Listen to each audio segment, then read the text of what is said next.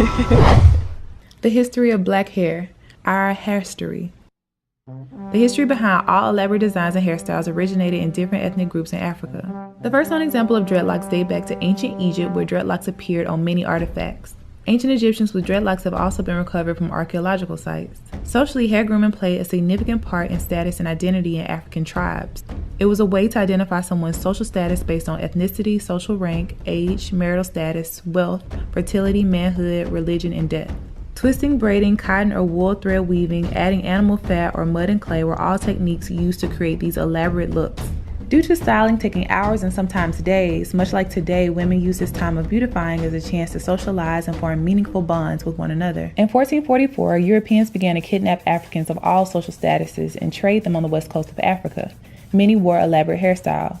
Although the Europeans were first entranced with and admired the complexity of style, texture, and adornment of black hair, something had to be done to rid them of their identity to maintain control and dependency. Many slave owners shaved not only the men's hair but women's hair as well. This was considered an unspeakable crime to many tribes. In 1619, the first slaves were brought to Jamestown. After being on a ship for 3 months in unbearable conditions where hygiene, let alone hair care maintenance, couldn't be maintained, many of the enslaved Africans' hair was matted upon arrival. The enslaved Africans were no longer allowed to speak their native languages, do traditional dances, and maintain their hair in the styles that they chose. All of the African culture and grooming traditions began to disappear. Slave owners wanted to cut off the enslaved Africans' connection to their true self. They pushed their standard of beauty, fair skin, straight hair, and thin facial features.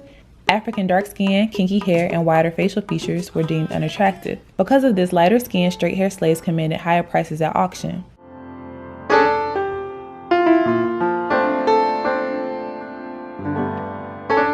Due to brainwashing and internalizing color consciousness, many blacks promoted the idea that dark skin and kinky hair were less attractive and worth less.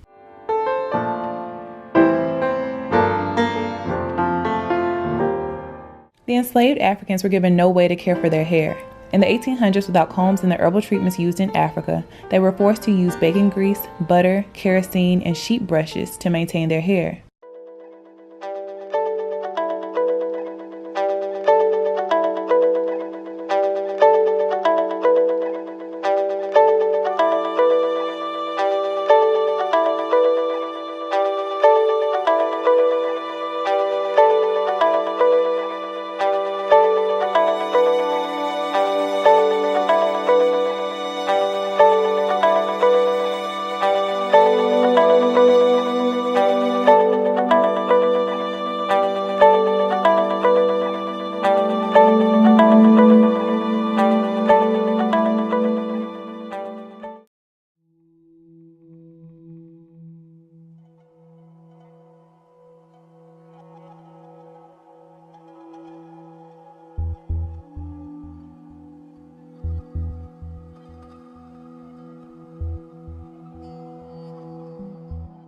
In 1845, metal hot combs are invented by the French and available to the United States.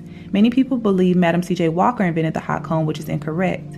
She developed a range of hair care products for blacks and popularized the press and curl style. In 1865, slavery ended, but the emotional and psychological scars lived on and are still evident today. Quote-unquote good hair, or hair that is finer, curlier, and closer to that of Europeans, becomes a prerequisite for getting jobs, entering certain schools, churches, and social groups.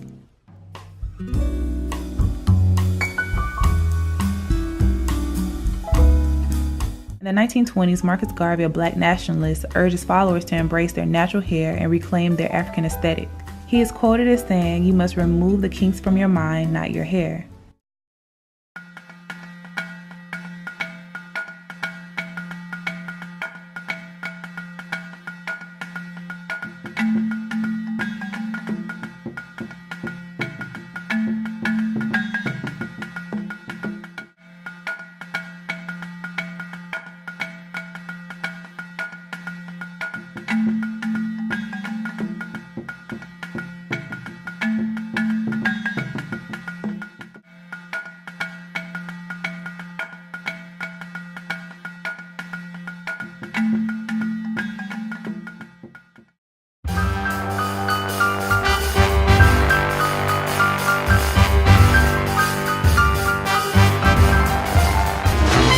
In 1954, George E. Johnson launches a permanent hair straightener for men that can be applied at home. A women's chemical straightener quickly follows. In 1962, actress Cicely Tyson wears cornrows on the TV drama East Side, West Side. This was a big deal because braids weren't considered a finished look for an adult woman. Usually this style was only worn inside the home.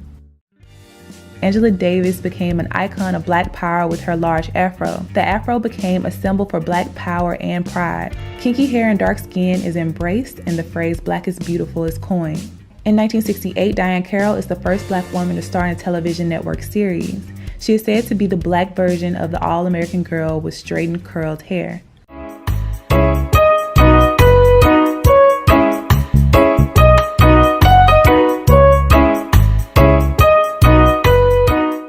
In 1971, Melba Tolliver is fired from the ABC affiliate in New York for wearing her hair in an afro.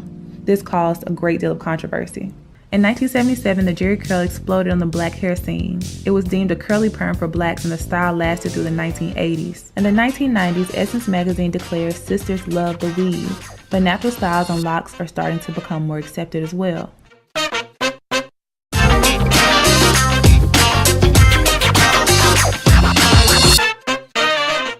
In the 2000s, relaxers, braids, and natural styles are explored by African Americans.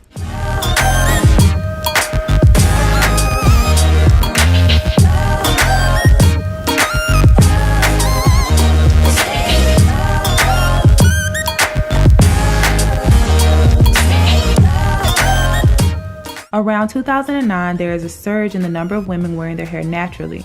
Many refer to this as the natural hair movement.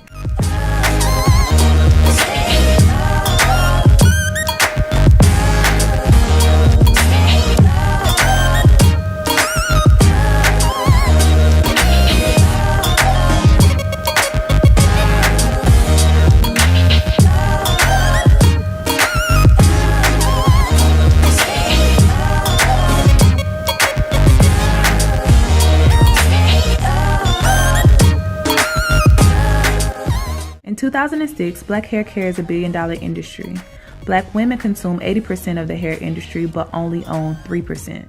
Keratin and Brazilian treatments are marketed to smooth and straighten natural hair without damaging the hair. Naturals soon to find this to be false. Today, Black women are wearing their hair in a variety of styles, both relaxed and natural.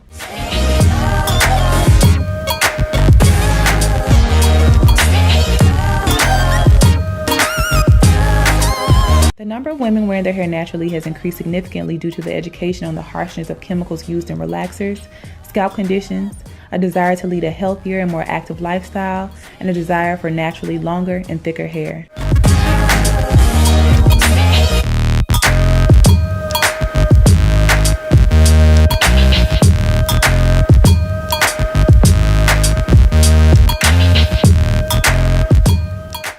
Many believe to truly embrace, understand, and appreciate our hair, especially in its natural state and how it directly relates to our culture, we must understand its history and be willing to maintain a certain level of integrity and respect regarding it. I wasn't able to list everything, unfortunately. The video would have been way too long, but I encourage you to continue to research about this subject. Thanks so much for watching. I'll see y'all next time. Peace, love, and light.